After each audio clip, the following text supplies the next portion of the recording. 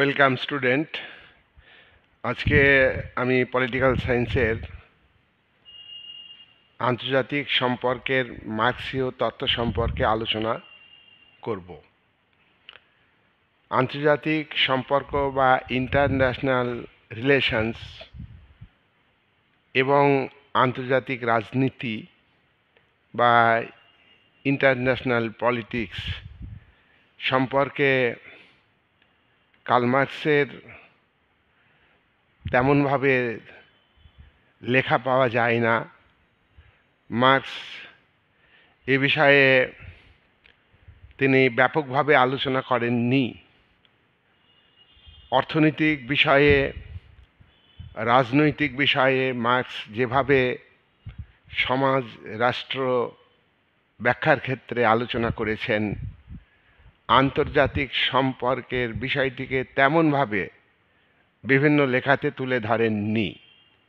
তবে তিনি আন্তর্জাতিক সম্পর্ক, ইন্টারন্যাশনাল রিলেশনস বা আইআর এবং আন্তর্জাতিক রাজনীতি অর্থাৎ ইন্টারন্যাশনাল পলিটিক্স সম্পর্কে তত্ত্ব লিখেছেন।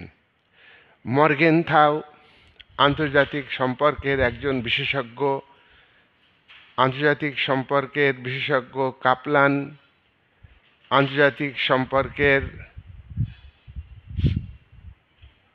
স্লাইডার যেভাবে আন্তর্জাতিক সম্পর্কে তত্ত্ব লিখেছেন, সেইভাবে মার্ক্স কিন্তু আন্তর্জাতিক সম্পর্কের একজন তাত্ত্বিক নন। কিন্তু মার্ক্স যে অর্থনৈতিক ব্যাখ্যা দিয়েছেন, মার্ক্স যে রাজনীতির ক্ষেত্রে ব্যাখ্যা দিয়েছেন, সেই ব্যাখ্যার সঙ্গে আন্তর্জাতিক সম্পর্কের ঘনিষ্ঠ সম্পর্ক আছে। তাই মার্ক্সের রাজনীতির ব্যাখ্যা এবং অর্থনৈতিক ব্যাখ্যা তার আন্তর্জাতিক সম্পর্ক এবং আন্তর্জাতিক রাজনীতির ব্যাখ্যার ক্ষেত্রে গুরুত্বপূর্ণ স্থান পেয়েছে।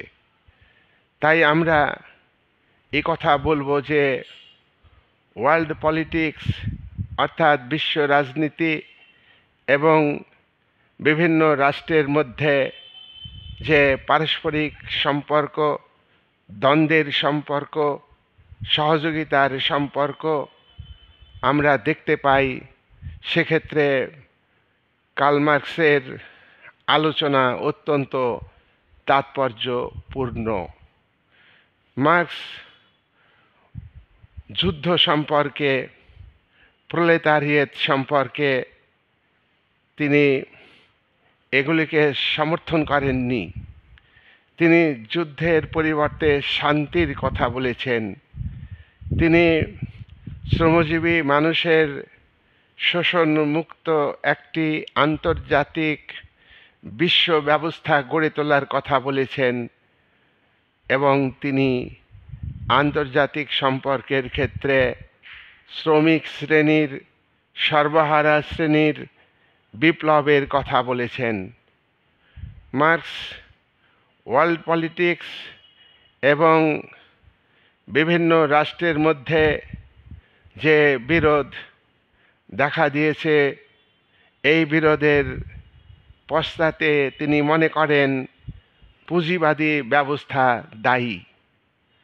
মার্ক্সের অনুগামী রাশিয়ার বলশেভিক বিপ্লবের নেতা, মার্ক্সের অনুগামী রাশিয়ার সমাজতান্ত্রিক বিপ্লবের নেতা এবং সমাজতান্ত্রিক রাষ্ট্রের বিশ্বের প্রথম রাষ্ট্রনায়ক লেনিন একদিকে তাত্ত্বিক, অন্যদিকে তিনি বিপ্লবী, অন্যদিকে তিনি রাষ্ট্রনায়ক। তিনি বলেছেন যে পুঁজিবাদের বিকাশ, ধনতন্ত্রের বিকাশ, এই ধনতন্ত্র পুঁজিবাদের বিকাশের ফলেই সৃষ্টি হয় সাম্রাজ্যবাদ, আর এই সাম্রাজ্যবাদ থেকে যুদ্ধ সৃষ্টি হয় এবং এই যুদ্ধ থেকে তোমার সাম্রাজ্যবাদী শক্তির বা ধনতান্ত্রিক শক্তির ধ্বংস হয়। মার্কস 1916 সালে তিনি তার বিখ্যাত গ্রন্থ হলো imperialism is the high stage of capitalism, এই গ্রন্থে পুঁজিবাদ,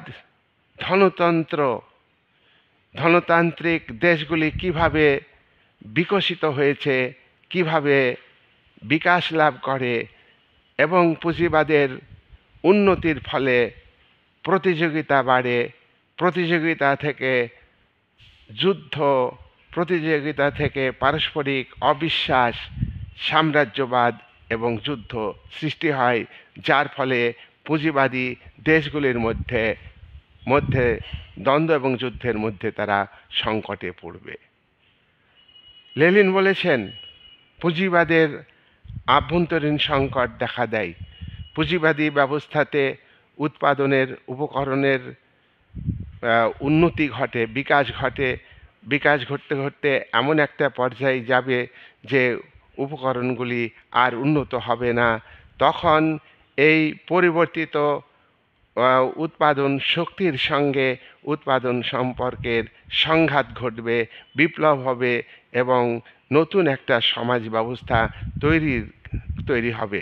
কিন্তু পুঁজিবাদ বিকশিত হতে হতে, উৎপাদন বাড়াতে একটা সময়ে পুঁজিপতি শ্রেণী আর উৎপাদনকে বাড়াতে পারবে না, তখন শ্রমজীবী শ্রেণীর স্বার্থ রক্ষা করতে পারবে না, তখন পুঁজিবাদ আভ্যন্তরীণ দিক থেকে সংকটে পড়বে।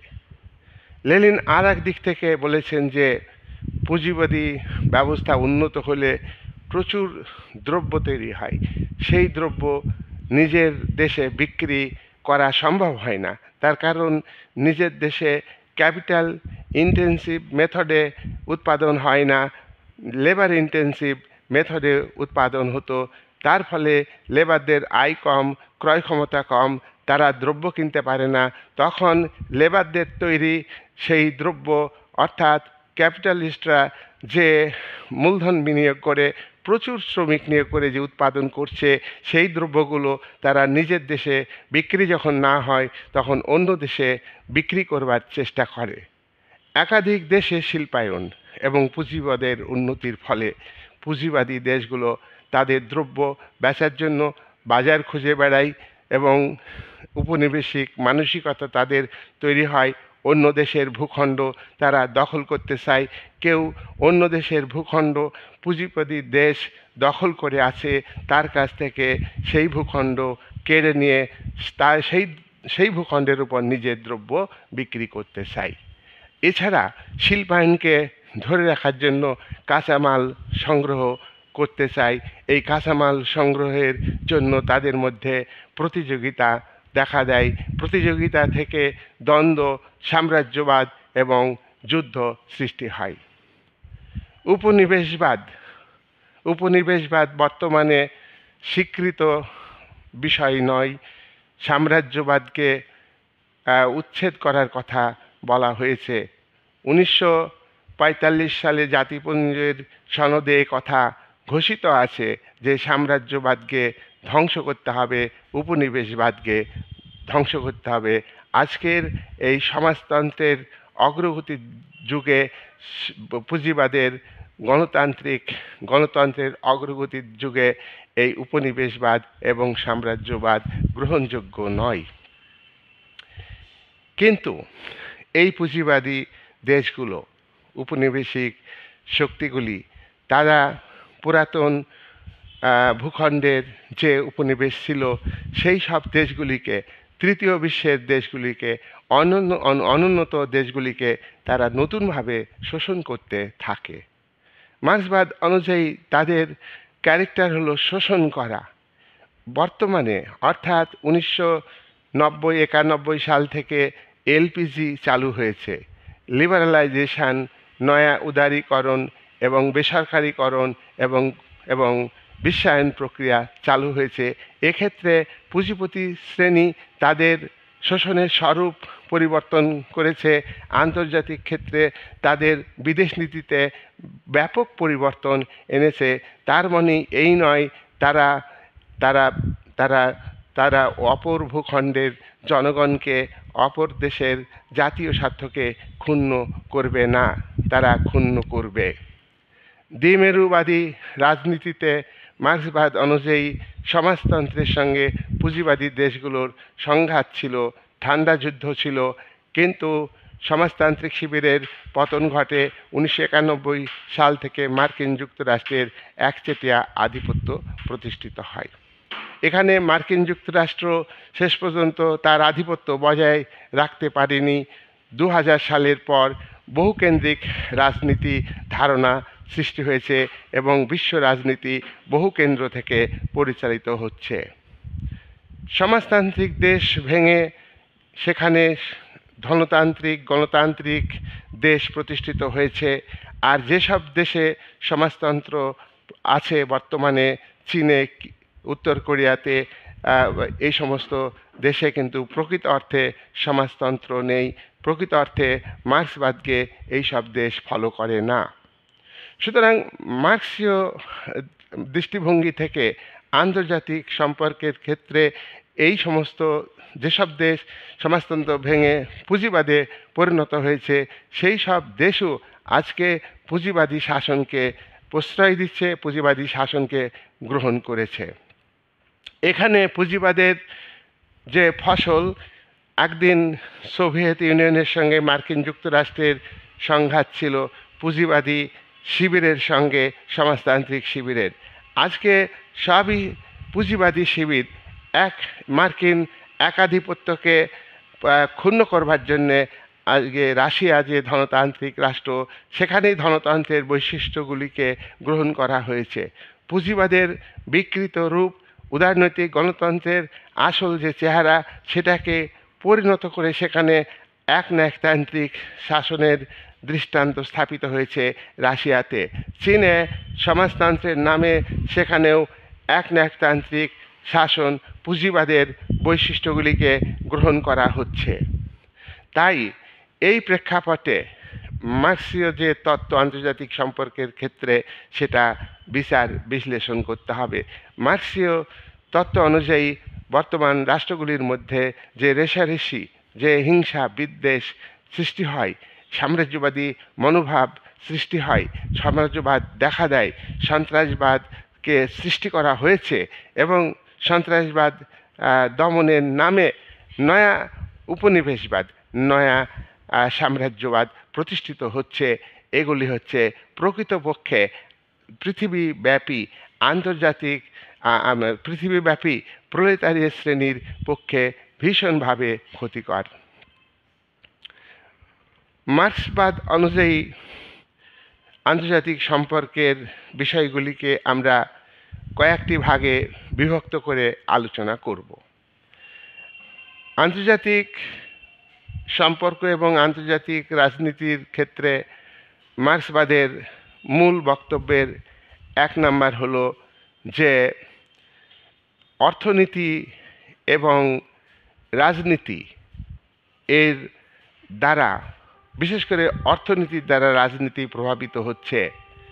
আন্তর্জাতিক আভ্যন্তরীণ ক্ষেত্রে যেমন অর্থনীতির দ্বারা রাজনৈতিক বিষয়, শিক্ষা, সাংস্কৃতিক বিষয় প্রভাবিত হয়, তেমনি আন্তর্জাতিক রাজনীতিতে অর্থনৈতিক উপাদান বেশি গুরুত্বপূর্ণ।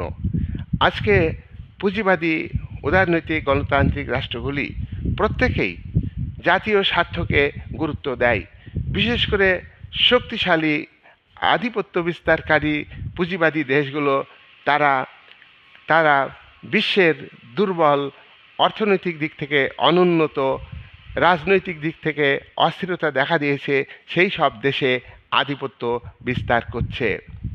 অনেক সময় তারা বন্ধুত্বপূর্ণ সম্পর্ক স্থাপন করে আধিপত্য বিস্তার করছে, অনেক সময় তারা প্রতিযোগিতার মধ্য দিয়ে আর্থিক আধিপত্য বিস্তার করছে, অনেক সময় তারা তারা তারা দ্বন্দ্বের মধ্য দিয়ে আধিপত্য বিস্তার করছে।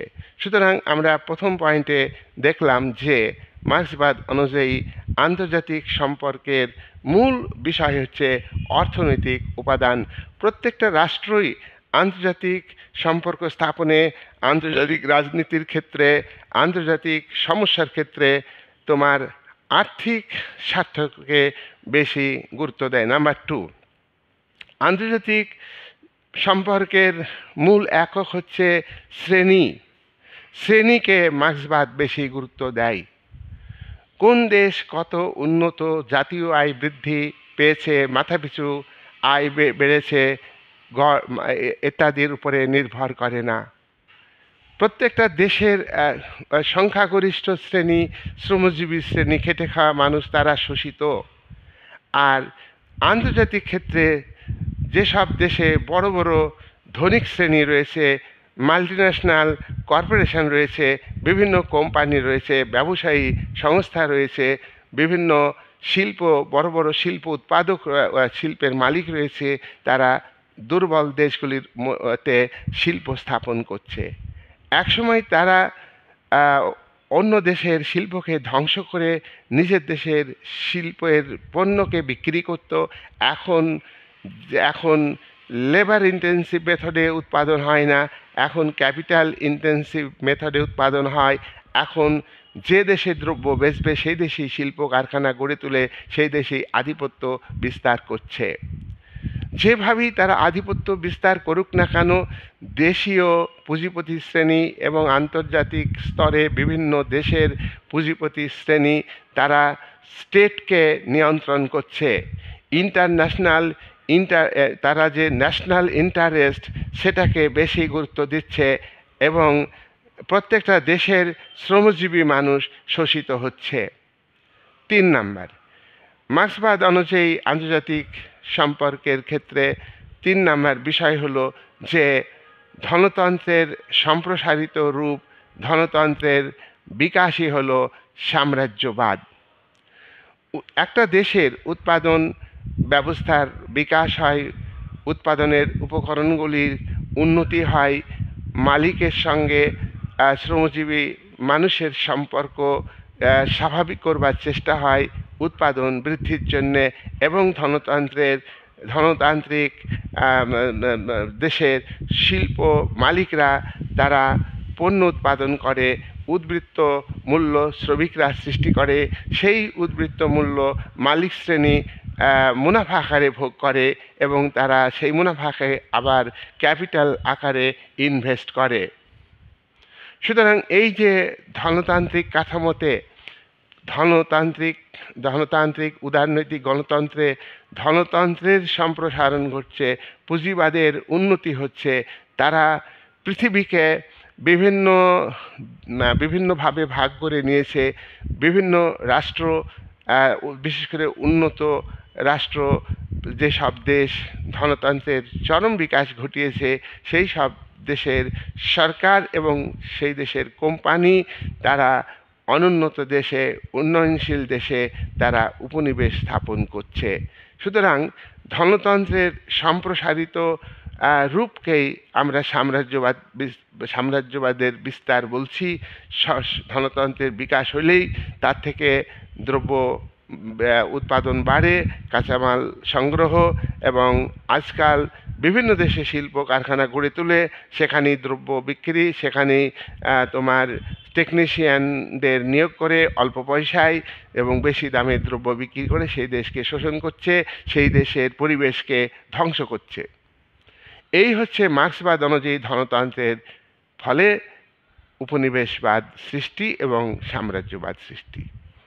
4 নাম্বার, মার্ক্সবাদ মনে করে যে ধনতান্ত্রিক দেশগুলি, উন্নত দেশগুলি, তারা যে দ্রব্য উৎপাদন করে সেই দ্রব্য নিজের দেশে সবটা বিক্রি হয় না, হবেও না।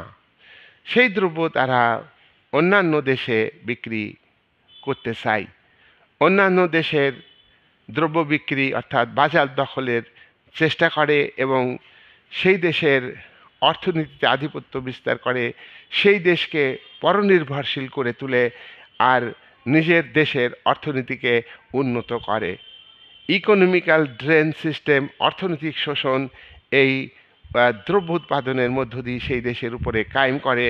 এর ফলে কি হয়েছে, ক্যাপিটালিস্ট যে স্টেট অর্থাৎ অর্থাৎ ধনী দেশগুলি উপনিবেশ গড়ছে, আর দুর্বল দেশগুলো বর্তমানে যেহেতু উপনিবেশবাদকে মানে স্বীকার করা হয় না, সাম্রাজ্যবাদকে স্বীকার করা হয় না, তাই এই উন্নত ধনতান্ত্রিক দেশগুলো নয়া কৌশল অবলম্বন করে উপনিবেশ স্থাপন করছে, নয়া কৌশল অবলম্বন করে তোমার সাম্রাজ্যবাদ কায়েম করছে। এর জন্য এই দুর্বল দেশগুলো আরও দুর্বল হয়ে পড়ছে এবং অর্থনীতির দিক থেকে তারা বেশি পরনির্ভরশীল হচ্ছে, এবং এই দেশগুলোর যে রাজনৈতিক স্বাধীনতা অর্থাৎ অর্থাৎ সার্বভৌমত্ব সেটাও কিন্তু দুর্বল হয়ে পড়ছে, ক্ষুণ্ণ হচ্ছে। 5 নাম্বার, মার্ক্সবাদ প্রলেতারিয়েতদের কথা বলেছেন, সর্বহারা শ্রেণীকে বেশি গুরুত্ব দিয়েছেন। দেখো, মার্ক্সবাদ অনুযায়ী প্রলেতারিয়েতদের কোনো রাষ্ট্র হয় না। প্রলেতারিয়েত এমন একটা শ্রেণী সারা পৃথিবীতে রয়েছে, তাই তারা কোনো জাতীয় রাষ্ট্রের মাধ্যমে নেশন স্টেট তৈরি করে অন্য রাষ্ট্রের শ্রমিককে শোষণ করতে চায় না। মার্ক্সবাদ অনুযায়ী পুঁজিবাদী রাষ্ট্র অন্য দেশের উপর আধিপত্য বিস্তার, অন্য দেশকে প্রয়োজনে দখল করে নেওয়ার ক্ষেত্রে কোনো দয়া মায়া দেখায় না, কোনো সহানুভূতি দেখায় না। বিভিন্ন কৌশলে তারা কিন্তু আধিপত্য বিস্তার করে নিজেদের দেশের জাতীয় স্বার্থে। আবার নিজেদের দেশের জাতীয় স্বার্থে তারা অন্য দেশকে শোষণ করলেও সেই শোষণের অর্থ ক্যাপিটাল নিজের দেশের দরিদ্র মানুষের মধ্যে ডিস্ট্রিবিউশন করে না, নিজের দেশের যারা ক্যাপিটালিস্ট তাদের স্বার্থটাকে বড় করে দেখে। মার্ক্সবাদ বলছে যে শ্রমজীবী যে শ্রেণী, শ্রমিকদের যে রাষ্ট্র, সেই রাষ্ট্র হয় না, রাষ্ট্রটা ক্যাপিটালিস্টদের রাষ্ট্র। সমাজতান্ত্রিক ব্যবস্থাতে শ্রমজীবী রাষ্ট্র গড়ে উঠতে পারে, কিন্তু সেই রাষ্ট্রটা শুধু একটা দেশের প্রেক্ষাপটে বা অন্য দেশের উপরে আধিপত্য বিস্তার করবে, এইভাবে সেই রাষ্ট্রটা চলবে না। আমরা লক্ষ্য করেছি যে সোভিয়েত ইউনিয়ন অনেক দেশে আধিপত্য বিস্তার করেছে। এটা আন্তর্জাতিক সম্পর্কের ক্ষেত্রে মার্ক্সবাদ বিরোধী। আজকে মাও সেতুং আমরা দেখেছি যে ভারতকে আক্রমণ করেছে। আজকে চীন সেই মাওবাদের উপর ভিত্তি করে গড়ে ওঠা যে রাজনৈতিক কাঠামোর কথা মুখে বলে, তারা দুর্বল দেশগুলির উপরে ইনফ্রাস্ট্রাকচারের উন্নতির নামে সেই দেশের অর্থনীতিকে পঙ্গু করে দিয়ে নিজের অর্থনৈতিক আধিপত্য তথা সামরিক আধিপত্য বিস্তার করছে। এটা সাম্রাজ্যবাদী চরিত্র। এটা কিন্তু শ্রমিকদের স্বার্থে চীনের ভূমিকা নেই।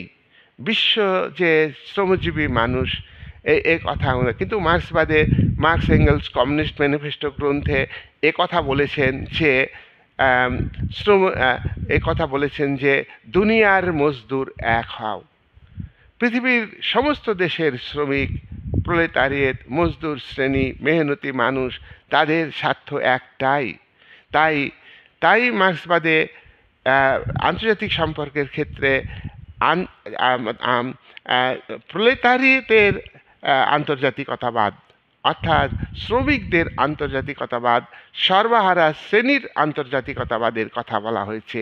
তাই মার্ক্সবাদ ধনতান্ত্রিক দেশগুলো যেভাবে আন্তর্জাতিকতার নামে বিভিন্ন দেশকে শোষণ করছে, একটার পর একটা দেশকে তাদের নিয়ন্ত্রণে রাখছে, পৃথিবীব্যাপী প্রয়োজনে শান্তির কথা বলে, প্রয়োজনে তারা যুদ্ধ করে, এবং এই পুঁজিবাদী দেশগুলোর জন্যেই পৃথিবীতে মার্ক্সবাদ অনুযায়ী দুটো মহাযুদ্ধ হয়েছে। প্রথম যে মহাযুদ্ধ সেটা কিন্তু পুঁজিবাদের বিকাশের ফলে, ধনতন্ত্রের সম্প্রসারণের ফলে একাধিক পুঁজিবাদী দেশগুলোর মধ্যে যুদ্ধ হয়েছিল। দ্বিতীয় মহাযুদ্ধ তাই, কিন্তু দ্বিতীয় মহাযুদ্ধ পুঁজিবাদের বিকৃত রূপ নাৎসিবাদ, জার্মানির হিটলার প্রতিষ্ঠিত করেছেন। পুঁজিবাদের বিকৃত রূপের ফলেই ফ্যাসিবাদী শাসন ব্যবস্থা, একনায়কতান্ত্রিক শাসন ব্যবস্থা ইটালিতে দেখা দিয়েছে। পুঁজিবাদের সঙ্গে এই বিকৃত পুঁজিবাদী শক্তি, ফ্যাসিবাদী নাৎসিবাদীর সঙ্গে গণতান্ত্রিক ফ্রান্স, ইংল্যান্ডের মানে দ্বন্দ্ব, অন্যদিকে সোভিয়েত ইউনিয়নের যে সোশ্যালিজম, এই তিনের সংঘাত আমরা লক্ষ্য করেছি। তাহলে এটা দেখতে পাচ্ছি যে পুঁজিবাদ কিন্তু প্রকৃতপক্ষে বিশ্ব শান্তি, প্রকৃতপক্ষে মানে শ্রমজীবী মানুষের আন্তর্জাতিকতাবাদকে পছন্দ করে না। তারা যে আন্তর্জাতিকতাবাদের কথা বলে, বিশ্ব ভ্রাতৃত্বের কথা বলে, সেটার নামে মাত্র সেখানে তাদের তাদের তাদের যতই পরিকল্পনা থাক বিশ্বব্যাপী, সেখানে জাতিপুঞ্জের যে নিয়ম, পুঁজিবাদী দেশগুলো মান্যতার কথা বলে, আবার পুঁজিবাদী দেশগুলো এটাকে অস্বীকার করে। 6 নম্বর মার্ক্সবাদের আন্তর্জাতিক সম্পর্কের ক্ষেত্রে মূল বিষয় হলো, মার্ক্সবাদ মনে করে ধনতন্ত্রের চরম বিকাশ সাম্রাজ্যবাদের সৃষ্টি।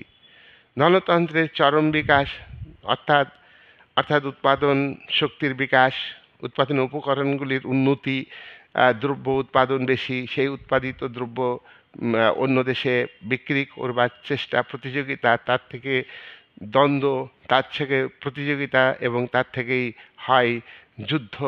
আর যুদ্ধ মানেই তাদের মধ্যে ধ্বংস হবে। এটা মার্ক্সবাদী দৃষ্টিকোণ থেকে আন্তর্জাতিক সম্পর্কের বিষয়টিকে তুলে ধরা হয়েছে। মার্ক্সবাদ মনে করে যে পুঁজিবাদ ধনতান্ত্রিক রাষ্ট্রগুলো জাতীয়তাবাদী সংগ্রামকে ধ্বংস করে। আমরা এটা লক্ষ্য করেছি যে কৃষ্ণকায় মানুষের দীর্ঘ জাতীয় মুক্তি আন্দোলনকে আমেরিকা এবং ব্রিটেন স্তব্ধ করবার চেষ্টা করেছে। অবশ্য ভারত পুঁজিবাদী দেশ হলেও সেই আন্দোলনকে সমর্থন করেছে। 7 নম্বর, আন্তর্জাতিক সম্পর্কের মূল বিষয় হলো ক্ষমতার ভারসাম্য রক্ষা করা নয়। পুঁজিবাদ অনুযায়ী ধনতান্ত্রিক রাষ্ট্রগুলো চাই যে ক্ষমতার ভারসাম্য থাক। মার্ক্সবাদ ক্ষমতার ভারসাম্য যখন পূর্বতন সোভিয়েত ইউনিয়নে সমাজতান্ত্রিক ব্যবস্থা প্রতিষ্ঠিত হয়েছিল, তখন সোভিয়েত ইউনিয়ন, পোল্যান্ড, হাঙ্গেরি, যুগোস্লাভাকিয়া, এমনকি চীনের সঙ্গে বন্ধুত্বপূর্ণ সম্পর্ক স্থাপন করে সমাজতান্ত্রিক শিবির গড়ে তুলেছিল, যার মধ্য দিয়ে বিশ্বে একটা ক্ষমতার ভারসাম্য প্রতিষ্ঠিত হয়েছিল। পুঁজিবাদী দেশগুলোকে রুখে দেওয়ার জন্যে একদিকে ধনতান্ত্রিক শিবির যেমন পুঁজিবাদকে সম্প্রসারিত করবার জন্য গড়ে উঠেছিল, সমাজতন্ত্রকে ধ্বংস করবার জন্য গড়ে উঠেছিল, তেমনি সোভিয়েত ইউনিয়নের নেতৃত্বে ধনতান্ত্রিক শিবির গড়ে উঠেছিল পুঁজিবাদের সম্প্রসারণকে রোধ করবার জন্যে, সমাজতন্ত্রের সম্প্রসারণকে বৃদ্ধি করবার জন্যে। কিন্তু মার্ক্সবাদে কথা বলা হয় যে ক্ষমতার ভারসাম্য রক্ষা করা নয়, ক্ষমতার ভারসাম্যের পরিবর্তন করতে হবে। পৃথিবী আজকে পুঁজিবাদী দেশে বিভক্ত। পুঁজিবাদী দেশগুলো সবাই জাতীয় স্বার্থে তার বিদেশ নীতিকে নির্ধারণ করছে, যার ফলে আজকে পৃথিবীতে যে স্থায়ী শান্তি সেটা কখনই প্রতিষ্ঠিত হবে না। আজকের পৃথিবীতে যে সাম্রাজ্যবাদ নিপাত যাক, এই স্লোগান বাস্তবে রূপায়িত হবে না। তাহলে জাতিপুঞ্জের সনদে সাম্রাজ্যবাদ নিপাত যাক, এই বক্তব্যই তুলে ধরা হয়েছে। জাতিপুঞ্জের সনদে উপনিবেশবাদ নিপাত যাক, এই বক্তব্যই তুলে ধরা হয়েছে। কিন্তু এই বক্তব্য কার্যকরী হয়নি। উপনিবেশবাদ নতুনভাবে পুঁজিবাদী দেশগুলো আজকে দুর্বল দেশগুলির উপরে কায়েম করেছে। পুঁজিবাদী দেশগুলো নতুনভাবে সাম্রাজ্যবাদ কায়েম করছে। আজকে মানবাধিকার রক্ষার নামে এবং সন্ত্রাসবাদ দমনের নামে উন্নত পুঁজিবাদী শক্তিশালী দেশগুলো তারা সেনা মোতায়েন করছে, পরিষেবা দানের সুযোগ দিয়ে পরিষেবা দেওয়ার জন্য সেনা মোতায়েন করছে, পরবর্তীকালে আর সেনা তারা প্রত্যাহার করছে না। আজকে ফ্রান্সের যে উপনিবেশগুলো ছিল আফ্রিকা মহাদেশের, সেখানে আজও ফ্রান্সের সেনা মোতায়েন আছে। ইরাকে ইংল্যান্ডের সেনা মোতায়েন আছে, ইরাকে আমেরিকার সেনা মোতায়েন আছে। এগুলি হচ্ছে এগুলি হচ্ছে সাম্রাজ্যবাদের নতুন কৌশল। সাম্রাজ্যবাদ কখনোই পুঁজিবাদ দূর করতে চায় না। পুঁজিবাদের ফলেই সাম্রাজ্যবাদ, এটা মার্ক্সবাদ দৃঢ়ভাবে তুলে ধরেছে। তাহলে মার্ক্সবাদ কি চাই? মার্ক্সবাদ চাই পরিবর্তন। বিশ্বব্যাপী সমস্ত মানুষ, প্রত্যেকটা দেশের মুষ্টিমেয় মানুষ হচ্ছে ধনিক শ্রেণী, মুষ্টিমেয় মানুষ হচ্ছে মালিক শ্রেণী, উৎপাদন উপকরণের মালিক, আর ব্যাপক সংখ্যক মানুষ হচ্ছে শ্রমজীবী মানুষ। তাই শ্রমজীবী মানুষকে, পৃথিবীর সমস্ত স্তরের শ্রমজীবী মানুষকে ঐক্যবদ্ধ হতে হবে। মার্ক্সের এবং এঙ্গেলসের কমিউনিস্ট ম্যানিফেস্টোর যে বক্তব্য, অর্থাৎ দুনিয়ার মজদুর এক হও, এইটাকে বেশি গুরুত্ব দিতে হবে। এরকম একটা বিশ্ব ব্যবস্থা গড়ে তোলার পক্ষে মার্ক্সবাদ বক্তব্য তুলে ধরেছে। 8 নাম্বার, স্থায়ী শান্তি প্রতিষ্ঠিত পুঁজিবাদী দেশগুলো আজকে বিভিন্ন দেশের মধ্যে বিভিন্ন সামিট হচ্ছে, সাধারণ সভাতে মিটিং হচ্ছে, বিভিন্ন দেশের প্রতিনিধি উপস্থিত হয়ে, তবু কিন্তু সাম্রাজ্যবাদ দূর হয়নি। আমরা নয় সাম্রাজ্যবাদ তো দেখতেই পাচ্ছি। এছাড়া ইউক্রেনকে কেন্দ্র করে রাশিয়া এবং ইউক্রেনের যুদ্ধে একদিকে ন্যাটোর নেতৃত্ব প্রদানকারী মার্কিন যুক্তরাষ্ট্র, অন্যদিকে সরাসরি রাশিয়া ইউক্রেনের মাটিতে যুদ্ধ করছে। ইউক্রেন রাশিয়ার একটা অঙ্গরাজ্য ছিল কৃষ্ণ সাগর অঞ্চলে, এবং ইউক্রেন যাতে ন্যাটো সদস্য হতে না পারে তার জন্য রাশিয়া অ্যাটাক করেছে। রাশিয়া পুঁজিবাদী দেশ এবং আমেরিকাও পুঁজিবাদী দেশ, আবার নামে মাত্র সমাজতান্ত্রিক দেশ।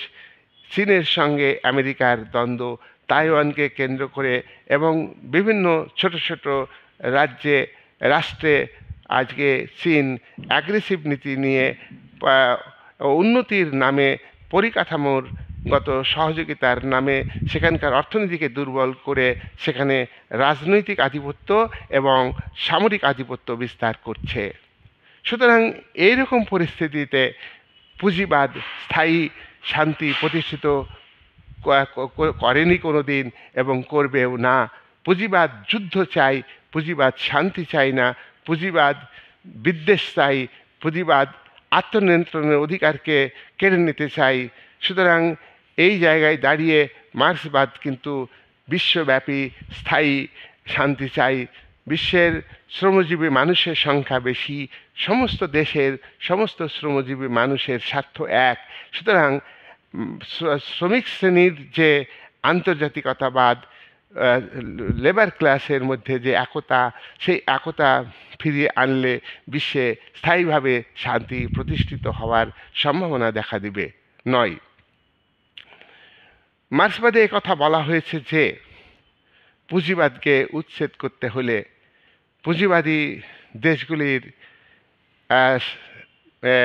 স্টেট অ্যাক্টরকে ধ্বংস করতে গেলে, প্রতিরোধ করতে গেলে, তাদের বিরুদ্ধে শোষণের হাত থেকে বাঁচতে গেলে, তাদের বিরুদ্ধে লড়াই করে বিশ্বে শান্তি প্রতিষ্ঠিত করতে গেলে প্রলেতারি শ্রেণীকে ওয়ার্ল্ড রেভলিউশন অর্থাৎ বিশ্ব বিপ্লব সংগঠিত করতে হবে এবং প্রত্যেকটা জাতির রাইট টু সেলফ ডিটারমিনেশন অর্থাৎ আত্মনিয়ন্ত্রণ অধিকারকে গুরুত্ব দিতে হবে, যেটা পুঁজিবাদ কিন্তু আত্মনিয়ন্ত্রণের অধিকারকে গুরুত্ব দেয় না, আত্মনিয়ন্ত্রণের অধিকারকে কেড়ে নিতে চাই।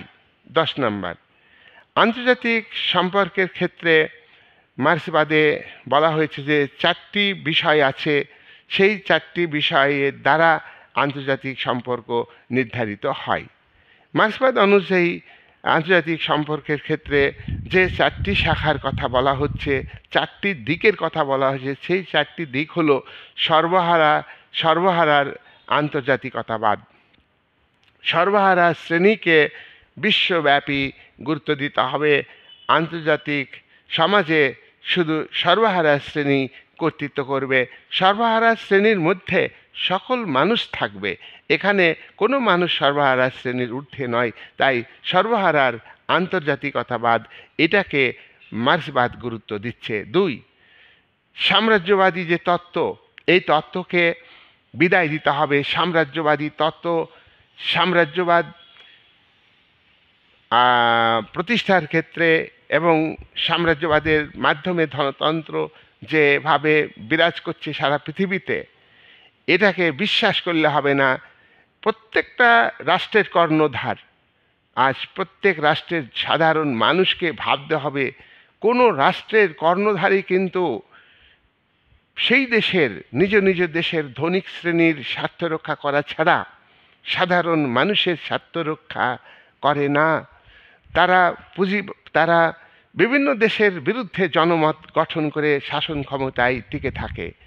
বিভিন্ন দেশের বিরুদ্ধে জনমত তৈরি করে বিরুদ্ধে দেশের জাতীয় স্বার্থের কথা বলে তারা যুদ্ধ খেলা করে, যুদ্ধ ভাষণ দেয়।